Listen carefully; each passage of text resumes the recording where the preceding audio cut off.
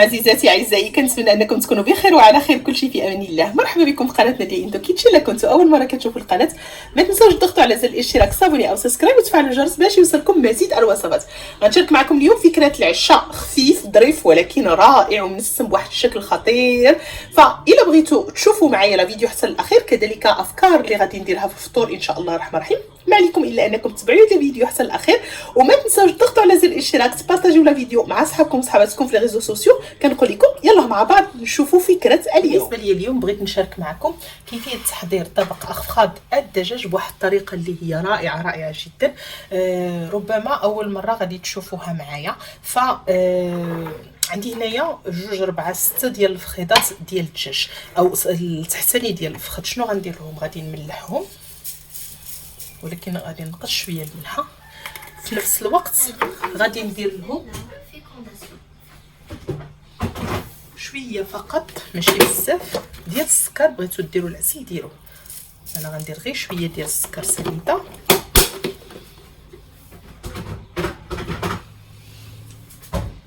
غندير معاه البزار والسكينجبير،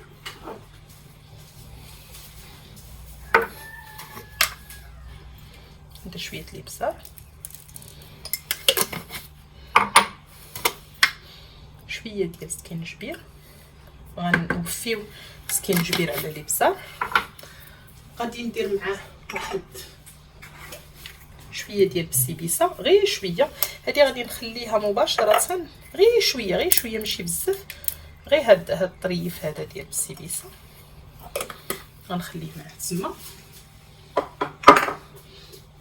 وغادي ندير معاه شويه ديال القزبر يابس. تفكروني ديروا الوصفه وتفكروني لان كتجي روعه. اذا شويه القزبر يابس، غادي نزيد معاهم شويه فقط ديال الموطارد،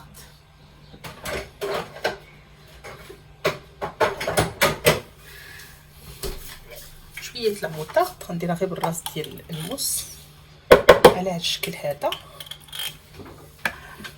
بالنسبه للخليط فين غيطيب هاد الدجاج، فهنا في الكوكوط الدجاج غطيبيه في الكوكوط ولا طيبيه في المقله غارقه ولا اللي بغيتي.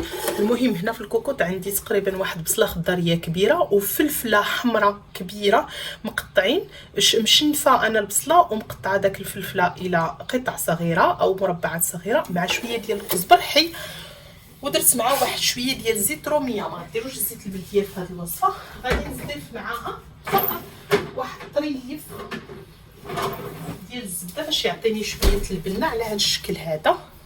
وهاد الدجيجه هذه غنمارينيها مزيان، فغتمارينيها مزيان بسم الله. غنمارينيها، ندخل فيها كلشي هذوك العناصر مزيان بيان كامل الفوق. ومن بعد من الاحسن ان الدجاج يكون خارج من الفريغو على اتساع باش يشرب لك داك العناصر. من بعد غادي نخليها او غادي ناخذ هاد الكوكوط هادي، نحيد هادي علاش قطاس. هو اليوم راه اليوم 14 من رمضان بحول الله، واليوم 14 ان شاء الله رمضان ليله النصف. الله يكملوا علينا بالصحه والسلامه. وانا راني دايره العجينات البطغوط. غادي نشارك معكم في الاخير فقط الصور ديال شنو درت اليوم. غادي نجبد هاد الشيء بعدا اللي عندي هنايا لتحت، غادي نخلطو مزيان وغنستف داك الفخيطات على هاد الشكل هذا.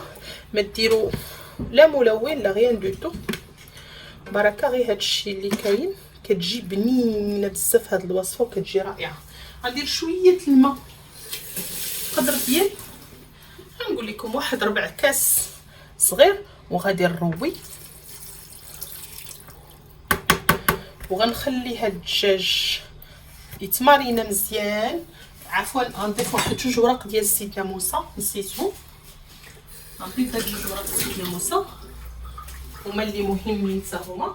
ما ديروا كما قلت لكم لا نتوما لا حتى حاجه، فقط هاد العناصر اكتفيو بها تيجي صحي وتيجي بنين. وداك الفلفله تطلق واحد النسمه رائعه. فدرت 2 وريقات ديال السيدنا موسى. هاد الدجاج ديالي ها هو كيجي. غادي نخليه يتمارينا مزيان وغنسد عليه حتى يقرب المغرب، تقريبا تبقى له شي نص ساعه ولا ساعه، المهم على حسب نتوما فوقاش كتبغيو تدريسيو لا طاب.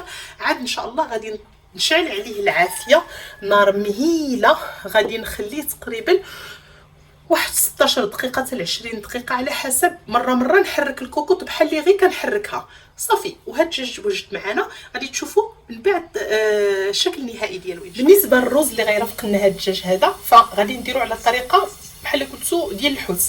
عندي هنايا واحد تقريبا كوب ديال الرز اللي هو غسلته خليته شويه منقوع في الماء. عندي فلفله وحده حمراء صغيره، شويه ديال القزبر، شويه الملحه، شويه ديال البازيلا او جلبانه، وعندي فلفله صغيره وحده صفراء. عندي جوج الورق ديال سيدنا موسى، شويه ديال الزيت، غنزيد عليها واحد شويه ديال الزبده، وغادي نديهم ونجيبهم تنقليهم ونشحرهم مزيان. ما غنديرش التوابل في هذا الوقت. ملي غيتقلاو ليا ويبدا الروز بحال اللي غيدهب ليا واحد شويش، ديك الساعه غادي نضيف شويه ديال الابزار، شويه ديال السكينجبير، شويه توابل السمك، وتقدروا تضيفوا كذلك كنور ديال السمك، وغادي نضيف قطيره ديال لاصوص صوجا، وغادي نخلي كلشي يمشي ويجي مزيان في داك التوابل. عاد غادي نروي ان شاء الله الرحمن الرحيم. تابعوا معايا. اذا بالنسبه ليا حطيت هذاك الروز باش يطيب كما شفتوا. انا درت واحد لانوازيت ديال الزبده ما تعديتش فيها واحد 20 غرام. غادي نبقى نديو تيتحمر مزيان، وما درتش التوابل من غير الملحه غير باش تشرب مزيان جميع العناصر. من بعد عاد غادي كما قلت لكم نضيف ليه توابل السمك، الابزار والسكينجبير، وتقدروا تضيفوا الكبنه ديال السمك، وغادي نروي ان شاء الله الرحمن الرحيم بحسب المقدار ديال الرز اللي انا عامله باش يطيب في الماء ديالو. على فكره جوست كملاحظه، فمقدار الماء دائما كيكون هو 2 مقادير ديال الرز. يعني درت كاس الرز غندير معاه 2 كيسان ديال الماء. ملي كيتخلط مزيان وكيبدا كيحمر داك الرز، هو هكا كيجي عشاقه، كيجي زوين. فدابا غادي نتوبلو مزيان وغادي نروي وغادي نخليه ما نبقاش نحركو على نار مهيله. تابعوا معايا. الفطور ديال هاد اليوم انا بنتي تشهات لي كريب معمرين، فقلت علاش لا، فصوبت واحد شويه لي كريب كنت ما سبق لي وشاركت معكم لي كريب، درت لهم واحد العماره ديال الكفته مع البصله صغيره وشويه ديال لاصوص فريش، وفي الاخر ملي خرجتهم من النار زدت عليه شويه ديال لي شامبينيون هكا مقطعين وشويه الزيتون مقطع فقط. هذه هي العماره اللي غندير لي كريب. تابعوا معايا. غير المونتاج هو راه انا نورمالمون راني هذا اليوم شاركت معكم غير الفكره ديال الدجاج كيفاش كيجي، والفكره ديال غندير لهم غير هكا باش كل واحد ياخذ الكريب ديالو. غادي نلويهم مزيان على هذا الشكل هذا، وغادي غنصوبهم الوليدات. غندير شويه لاصوص بيشاميل، حتى كنت قلت ما غنديرهاش ولكن غندير لهم شويه لاصوص بيشاميل هكاك باش يجيو ملبين وزوينين. شمس الصب، خرجي من الدار، قلت لك خرجي يلا بنتي. غادي نلويهم مزيان. لا نورمالمون اللويه كتجي على هذا الشكل هذا. لويوهم كما بغيتو، زعما ماشي شرط انكم تلويوهم بواحد لا فاصون، غير فقط باش نصوب بحال بزيتمات. وهما خلص تقدروا ديروا ليهم طبقه من التحت ديال لاصوص بيشاميل. انا غنكتفي غير بالطبقه الفوقانيه. كيجيو على هذا الشكل هذا كريب عاديين. 3 البيضات، تقريبا واحد 300 مليلتر ديال الحليب، معها كنضيف واحد شويه ديال الخميره ديال الحلويات او البيكين باودر، معها كنضيف واحد شويه ديال السكر فقط باش انها تعطينا داك اللون هكا مذهب ملي يكونوا كيطيبوا لي كريب. شويه الملحه، شويه الابزار بما اننا لي كريب درناهم مالحين او صالي. وكذلك كيبان لكم وكذلك شنو ضفت ضفت تقريبا واحد 80 غرام ديال الزبده دايبه، والدقيق على حسب الخليط ديال الكريب. ما كيبغيش شيء يكون بزاف جاري، وما كيبغيش يكون، لان الا جا جاري بزاف غادي يعطيكم لا كريب مخرقه وما كتكونش قابطه في راسها. وكذلك ما كيبغيش يكون بزاف. سمحوا لي غادي نخرج هاد القطيطه اللي دخلت. شما تو سور، يلا تو سور، يلا لورا نضربك، يلا غير كنحلوا الباب. واخا صافي ماشي مشكل. ولدي مسكين كيقول لي بابا هو اللي يحل الباب. فغنستمر بحال هكا. غادي نصاوب لي كريب، غادي نشوف معكم كذلك كيفاش جا الدجاج. انا ما غاديش نحطو دابا، ولكن غادي نشوف معكم غير كيفاش وقف داك المريقه ديالو، كيجي رائع، كتجي فيه واحد النسمه روعه هذاك الدجاج. اون بليس دو سا كيجي صحي، لان ما كيكونش فيه بزاف ديال المكونات وكناكلوه زعما واخا يتكل سيك. مانتنون الا بغيتو انكم ترافقوه بشويه ديال الابلي ولا بشويه الرز كما درتو انا اليوم، نصيحتكم انكم ترافقوه، ولا تو سامبلومون شويه البوتيتوز اللي بغيتو ترافقوه به كنشوي، تقدروا انكم ترافقوا به اي نشويات عندكم ولا نتوما باغيين ترافقوهم. بوتيتوز كيجيو معاه زوينين، ولا هاد الرز بهذه الطريقه هذه ديال اليوم كذلك كيجيو معاه زوينين. غنستمر انا بهذه الطريقه وغنشوفوا معايا الشكل ديال الرز. دابا غنخرجوا من الفران، لان انا فقط دخلته الفران غير باش يقبض في راسو.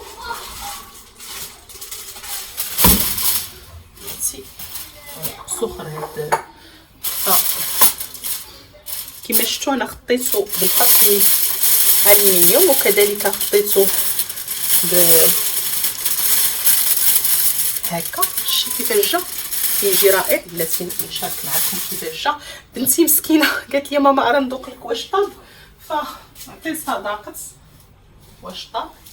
ها هو الرز ديالنا كيجي من اروع ما يكون، كيطيب كلشي العناصر، كتجي فيه واحد النكهه روعه. وغادي نوريكم كيفاش كيجي مفرز حبه حبه. علاش لا لي شيء؟ لان فكيجي الرز مفرز حبه حبه. هانتوما شوفوا مزيان، كل روزه تجي مفرزه حبه حبه. علاش؟ لان حنايا قمنا في الاول باننا شحرنا داك الرز، ما خليناش مباشره يطيب. ها هو دا الرز ديالنا كيجي رائع رائع. جربوا بهذه الطريقه ما غتندموش عليها. كيقدر يرافق كل اطباق الاسماك. كنخليه بحال هكا باش يبقى ليا سخون. يقدر يرافق كل اطباق الاسماك، وكذلك كل اطباق الدجاج، ولا اطباق الا درتو غير شويه ديال القطبان ولا هذا، وسورتو اللي كيكونوا على الطريقه الاسيويه.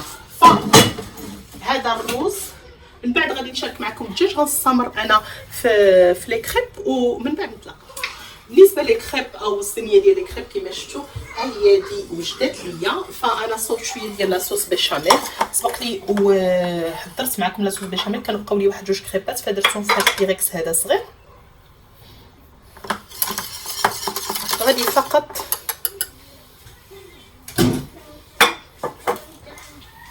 ندير فوقها هاد لاصوص بيشاميل، او ندير فوقهم هاد لاصوص بيشاميل.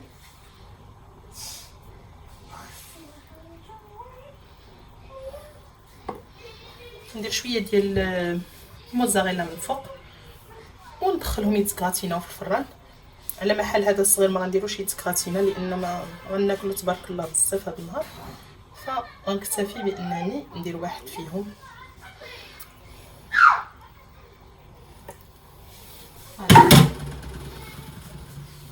غندير غير شويه ماشي بزاف. ما تنساوش بان راه ماشي كل نهار غادي نخرجوا نمشيو نتغداو. وعلى ما سمعت يعني الله يحسن العوان، صافي الناس راه كتقناط، الناس راه كتبغي تخرج وداكشي، ولكن عاوتاني زعما ما يخرجوش عاوتاني بزاف. الناس راه كتخرج تغدا وكندير تاوي راسها، دير تاوي لولادها، ما تخرجش بوليداتها. واخا رمضان هو راه زعما شهر ديال الناس كتبغي تخرج فيه وهذا، ولكن لا اله الا الله محمد رسول الله. فقط من اجل ان هذا الشيء ربي يحدو علينا، حنايا خصنا نكونوا سبب في اننا نعاونوا ريوسنا ونعاونوا الناس ديال المجتمع ديالنا. غادي ندخلوا يتكراتينا، من بعد غادي نشوفوا مع بعض واحد الكوكتيل اللي كيجي رائع وصحي، وكذلك تري شنقول لك ايكونوميك. غتشوفوا معايا الكوكتيل ديال اليوم. نخليه يتكراتينا في الفران، راه قرب الفطور، وندير لميها طيب على وديت الماء، على وديت ما تجوش عليا راني صايمه، على وديت اتاي. ومن بعد بالنسبه لعصيره اليوم شنو غادي نحتاجو؟ غادي نحتاجو 3 ديال البرتقالات اللي محيد ليهم داك الجلده البيضاء، وكذلك محيده لهم العلفه ديالهم. عندي هنايا 3 ديال البنانات، وعندي هنايا شويه ديال الخوخ. كان عندي الخوخ صغير فما حيدتلوش الجلده اللي هو مجمد. وعندي هنايا واحد الخليط ديال، انا فاش كيكون عندي موجود خيزو فكان عندي الكاكي، فكنت جمدت خيزو مقطع وهو هكا مسلوق مع شويه ديال الكافي، كيجي مغذي هذا العصير، وكيجي كذلك هو راه اقتصادي، راه تقدروا ديروا غير بنانه وشويه الليم وليمونه وحده ولا جوج ليمونات، ماشي زعما بالضروره انكم ديروا ثلاثه. غادي ندير معاهم كاس ديال الياغورت طبيعي اللي ماشي محلى، فغندير هادشي كله، غندير معاهم واحد 5 ولا 6 تمرات، وهو العصير ديالكم كيجي من داك الشرب. العصير ديالنا ها هو دا كيجي خاطر وزوين، ما فيها باس انكم تصفيوه باش يجي احسن، كيجي القوام ديالو كما غادي تشوفوا، نوريكم خاطر وزوين وكيجي رائع، il se suffit à lui يعني من الاحسن انكم ما تبقاوش تزيدوا السكر العصائر ديالكم، فهما كيجيو احسن بالتمر ولا بالعسل. بالنسبه لو غاطا هو دار البنات، فخرج كيجي رائع من داك الشرفيع، كتجي داك لاصوص بيشاميل مغطيه داك الكريب، كيجي مزيان، هو اللي غنكتفي به في الفطور، لان كما قلت لكم كان تحت الطلب ديال بنتي، هي اللي مسكينه قالت لي شحال هذا ما صوبتي لينا لي كريب مالحين، فها هو دا هو اللي غادي نحضر في الفطور، او غنحط في الفطور، في حين ان داك الرز مفلفل مع الدجاج غادي نخليه حتى من بعد. اذا العشاء ديالي انا غادي نصبو دابا، فكما شفتوا درت واحد الكميه ديال الرز، تقدروا انكم ديروها سيباري، وغادي نشوفوا مع بعض الدجاج كيفاش كيوقف داك المريقه ديالو، كيجي رائع. ها هو دا كيجي معلك وزوين، بسيطاتكم انكم تحمروا، انا ما غاديش نحمرو، غنكتفي فيه فقط بهذا الشكل هذا، هو كما نقولوا هو il se suffit à lui-même. ما حطيتش كميه كبيره ديال الرز، مع العلم انني انا درت كميه لا باس بها، ولكن فقط لان وليداتي حتى هما غدا غادي يبغيو يتغداو بهاد الرويزه هذه مع الدجاج، فكنخلي ليهم حتى هما كما نقولوا حقهم.